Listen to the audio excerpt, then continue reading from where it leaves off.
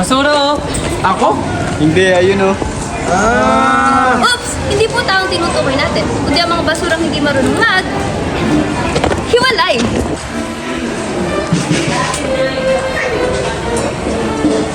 Pinaghalo-halo mo ang lahat? Ayan. Magulo, mabaho.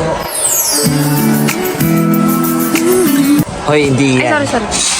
At pwedeng magdulot ng sakit. Ano pong nararamdaman? Ilang araw na yung umuwi, sir? 3 po. Check po natin. Kaya ito ang solusyon. Waste segregation. Mga nabubulok kaya ng subat, paper cup, dito yan. Bote, papel, lata, maaari pa natin gamitin to. Bigyan natin sila ng second life.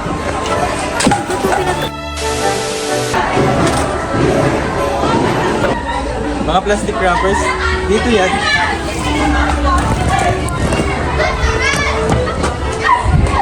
Okay na yun? Oo, okay na. Simple lang. Pag-iwahiwalay ng basura para iwas baha, iwas sakit, at iwas amoy na hindi mo kayang panindigan. Basura mo, sasagot mo. Mag-segregate ka na! Ano? Tara?